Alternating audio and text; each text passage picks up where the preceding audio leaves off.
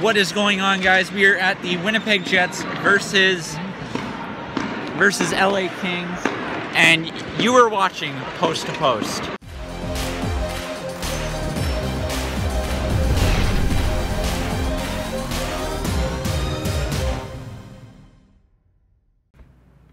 Hello and welcome to Post, the channel where we discuss all things hockey and all teams. And we're here today to talk about the Winnipeg Jets versus the Minnesota Wild. Ooh. Pretty intense series it's going to be. I'm excited to watch this one, to be honest. It's it's the first game to start. Well, not technically the first game to start. The Pittsburgh-Philadelphia game starts at the same time. Oh, yeah. But it's weird that a Western Conference game starts first, kind of. Both teams are in the Central Time Zone, so thankfully, being from the extreme east where we are, I'll get to see. I'm the old guy. I go to bed early. I'll get to see some of those games, or at least parts of those games. Yeah, definitely. It's great. So, I have some points here to talk about. I'm going to go through some of back and forth between the teams. We're going to do this for every single series. This is going to be the first one, obviously. So I'm going to go through everything, and then maybe we can have a little discussion. All right. So Winnipeg, 3.33 goals per game, 2.63 goals against per game. Very good defensive team. 23.4% on the power play, 31.8% on the penalty kill, 52.4% in the faceoff circle. Minnesota, 3.05 goals per game, 2.79 goals against per game, 20.4% power play, 81.3% on the penalty kill, and 49.8% in the faceoff circle. Winnipeg is leading all of those categories. They have better statistics in all of those categories. We just look at the players on Winnipeg. Wheeler had 91 points this season. Laine 70, Ehlers 60, Scheifele 60, Connor 57, Bufflin 45, Little 43, Perreault 39. On Minnesota, Stahl, I wouldn't say Stahl's old, but he's on the back end of his career. He's put up 76 points this year. Granlund 67, Zucker 64, Suter 51, Dumba 50, Koivu 45, Coyle 37, Spurgeon 37. So there's clearly more offensive production here from Winnipeg. I think they're I think they're a lot more deep than Minnesota. No offense to Minnesota fans. And it's kind of a tough series to predict because Winnipeg's never won a playoff game. That seems weird to say, but they've never won a playoff game, and these teams have never faced each other. And you could say that Minnesota has the opportunity to upset Winnipeg here because they have no playoff experience, basically. Not that Minnesota does, but I think there's no pressure on Minnesota. There's pressure on Winnipeg just to win a game or two, let alone win the series, because they're the better team. So I think that Winnipeg needs to win that first game. They have to win that first game. If they don't, people are going to start to worry a little bit. Winnipeg's goaltending, before the beginning of the season, I really did not see Mason fitting in with Winnipeg. And I guess I was kind of right in a way, because he is not the starting goaltender anymore. Hellebuck has played fantastic, unbelievable. So will that continue in the playoffs? I'm not sure.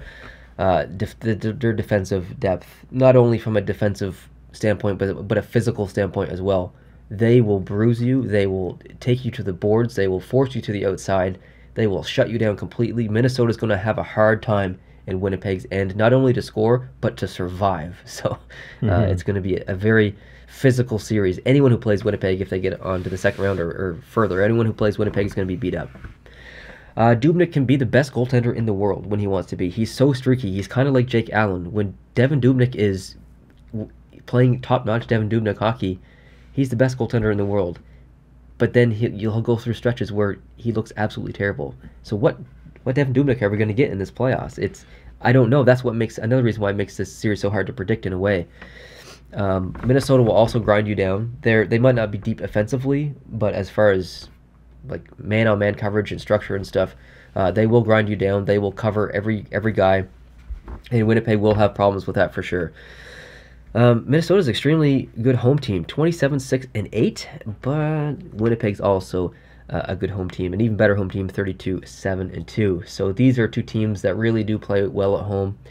If Minnesota is going to win this series, I think they have to win at least one of those games first 2 games in Winnipeg. Minnesota cannot lose those first 2 games. No. If Minnesota loses those first 2 games, they're not coming back in the series. I'll say that. That's my prediction, I guess. Yeah, first time they met in the playoffs. I think I already said that. I personally see Winnipeg winning here in 6 games. That's my official prediction. I wouldn't necessarily be surprised if Minnesota won. I do like both teams, so this isn't a prediction or a want of mine to see Winnipeg win because I dislike Minnesota or anything like that. This is just all from the mind and nothing from the heart. So. Winnipeg is hitting the playoffs at exactly the right time. They're 9-1-0 in their last 10 games. Minnesota, on the other hand, they've been trying to get into the playoffs, but if they're trying to get into the playoffs, they went about it a pretty funny way because they're 4-2-4 in the last 10 games, but they managed to get in. They did. They clinched about a week before the playoffs ended. Yeah. But it was looking like you never know. They had a bit of a cushion. Yeah. But not much. And the only reason I think that they're even in the playoffs is because St. Louis and Colorado did so poorly themselves trying to get into the playoffs. Yes, if they had 7-3 type runs in the last 10 games, they'd be in the playoffs and Minnesota would be watching. They'd be home.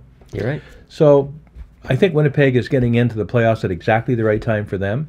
Minnesota, not so much. I think Winnipeg needs to and probably will win that first game and probably the second one. Maybe they'll take one in Minnesota. Maybe Minnesota will take Game 5 back in Winnipeg, but I think Winnipeg closes it out in 6 games in Minneapolis. And, so I totally agree. The season series between the 2 teams, they've played each other 4 times.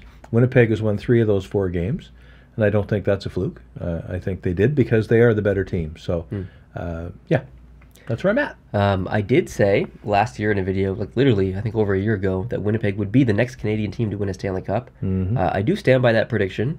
However, I don't think Winnipeg's going to win the Stanley Cup this year. If you haven't seen our bracket prediction, go watch that. But yeah, I still think Winnipeg's going to win the series. So that's my prediction. I agree. Sticking to it. So unless you have anything else to say, that's I do not. You did a a wonderful job. Thank you. Thanks, guys, for watching. Appreciate it.